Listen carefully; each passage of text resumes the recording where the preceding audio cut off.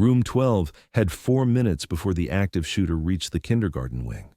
4 minutes to protect 35-year-olds who didn't understand why their teacher suddenly wasn't smiling anymore.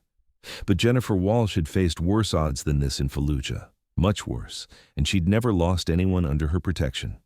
Welcome to Hidden Legends. Before we continue with this incredible story of protection, courage, and hidden heroes, tell me in the comments from which city you're watching today. And if you believe stories like this deserve to be told, hit that subscribe button. We're revealing the stories of hidden legends among us. But before we dive into that 4-minute survival operation, you need to understand who Jennifer Walsh really was. Because the kindergarten teacher in the colorful cardigan wasn't who she appeared to be. Jennifer Walsh looked exactly like what she was supposed to be, a 37-year-old sweet kindergarten teacher. She'd worked at Jefferson Elementary for 6 years, teaching 5-year-olds to read and write, greeting them with a smile at the door every morning. The kids called her Miss Jenny and loved her story voices.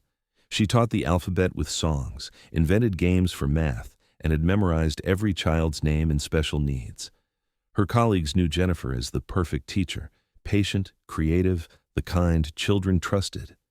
She never raised her voice, stayed calm even during crisis moments. No one ever questioned why she was so calm. They should have.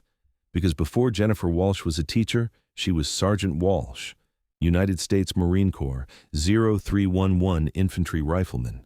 2 tours in Iraq, 1 in Afghanistan. From Ramadi to Fallujah, she'd fought in the hottest zones, provided convoy security, and served in civilian protection operations. Jennifer had converted her military training into an education degree to transition to civilian life. But the battlefield training never left. If her colleagues at Jefferson Elementary knew Jennifer's background, they'd understand why she never panicked. A classroom full of 5-year-olds was paradise compared to civilian protection operations under enemy fire. But Jennifer's expertise wasn't just education, close protection, tactical defense, emergency response. In the Marines, her most valuable trait was her ability to maintain composure during crisis. On the morning of October 23rd, Jennifer began her normal morning routine. Room 12 had 30 students, 5-year-olds, curious, full of energy. They all trusted her, loved her. At 10:43 a.m., when an armed intruder entered Jefferson Elementary, Jennifer's Iraq training would activate again. The first gunshots came from the administrative area, vice principal's office, secretary's desk, main entrance. The school's lockdown alarm began sounding, a long, continuous bell. Most teachers grabbed their emergency flip charts and started following protocol. Lock doors, turn off lights, gather children in corners, stay quiet. Jennifer did something different. The moment the alarm sounded, she was no longer Miss Jenny. She was Sergeant Walsh. And Sergeant Walsh was a civilian protection specialist. Jennifer looked at the children, 30 pairs of big eyes, a mixture of fear and confusion. Miss Jenny, why is the alarm ringing? Are we scared? Where's Mommy? Jennifer didn't change her voice.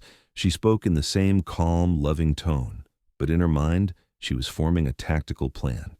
Classroom position, 2nd floor, 50 meters from main corridor, exits, main door toward shooter direction, fire escape, accessible through window, barricade materials, teacher's desk, bookshelf, chairs. Protection objective, 30 children, ages 4 to 6. Jennifer mentally created a battle plan. Fallujah, civilian protection operations, protect the most valuable assets, take tactical position, anticipate enemy movement. But this time, the assets she was protecting were innocent children. The gunshots were getting closer. 1st floor, main corridor. The shooter was systematically checking classrooms. Jennifer calculated it would take approximately 4 minutes for the shooter to reach the 2nd floor and get to room 12. 4 minutes to protect 30 children's lives. Jennifer began implementing her plan. "Children, we're going to play a special game," she said in her calm voice. "The quiet game. Who can stay the quietest?" The children knew this game, but this time it was different. Jennifer moved quickly. She pushed the teacher's desk behind the door, positioned the bookshelf against the side wall. The emergency phone wasn't working, lines had been cut, but Jennifer had solo battlefield survival training and the motivation to protect 30 children. Jennifer gathered the children in the safest corner of the classroom, farthest from the window, most protected from the door. In military terminology, defensible position. "Now we're going to close our eyes and be the quietest mice," Jennifer whispered. "Mama Mouse is protecting you." But Jennifer's mind was running completely different calculations. Shooter profile, systematic movement, planned attack, single person. Only one gunshot sound so far. Weapon type. Based on sound analysis, semi-automatic rifle, probably AR-15 style. Target pattern, checking classrooms sequentially, focused on maximum damage. In the next 3 minutes, Jennifer would make 7 critical decisions. 6 would save 30 children. 1 would risk her own life. Second minute, gunshots continued from the first floor. Jennifer checked the window. Second floor, fire escape ladder 3 meters away. Getting the children out was possible, but one by one, too slow. It would be impossible to get them all out before the shooter arrived. Jennifer evaluated the second option, barricade and defense. Third minute, Jennifer completely rearranged the classroom. She piled desks, chairs, and bookshelves in front of the door, left only one narrow passage for access, the fatal funnel in military terminology. The children still sat quietly, drawing strength from her calm behavior. Fourth minute. Footsteps climbed to the second floor. Jennifer made her final decision. Trying to evacuate the children was too risky. She had to face the shooter, but she had no weapon, only 15 years of close combat training.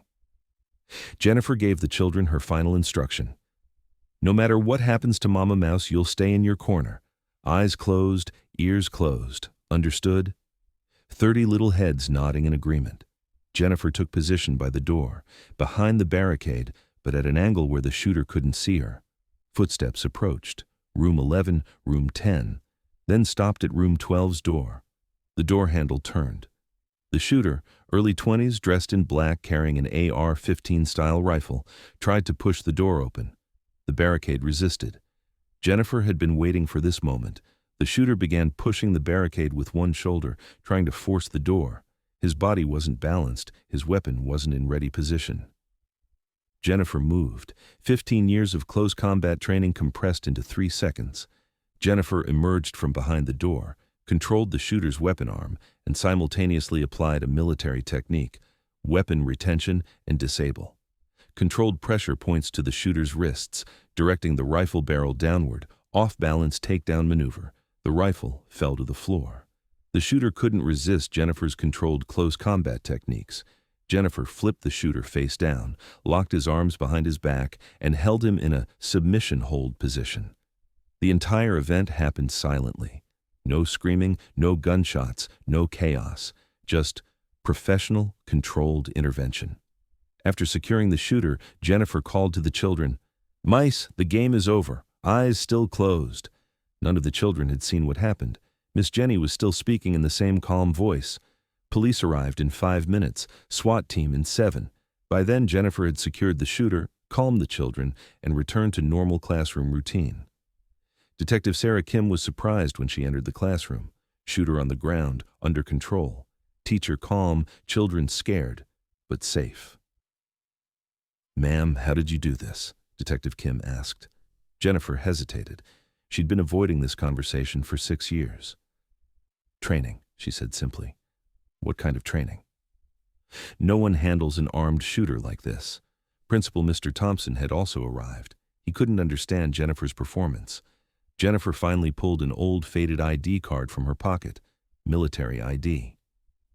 "Sergeant Jennifer Walsh, Marine Corps 0311 Infantry, 3 tours of duty."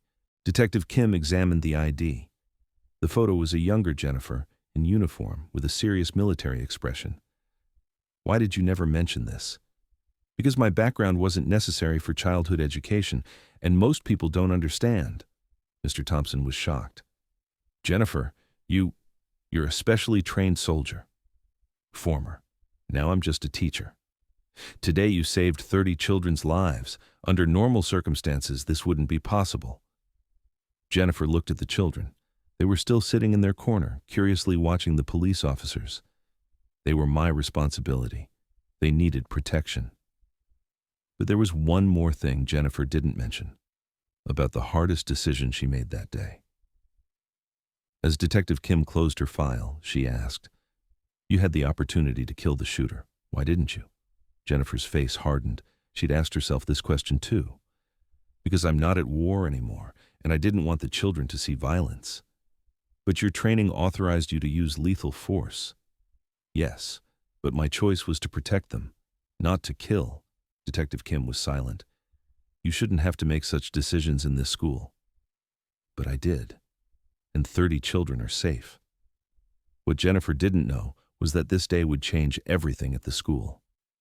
The following week, the school district offered Jennifer a special position, security coordinator, for someone with military training to develop security protocols at other schools. "Jennifer, we need people with your experience," Mr. Thompson explained. "After this incident, we realized that military training can save lives in civilian life." Jennifer hesitated. "This means sharing my background. And it means protecting more children's lives in the future." When deciding whether to accept the position, Jennifer talked with her daughter, Emma.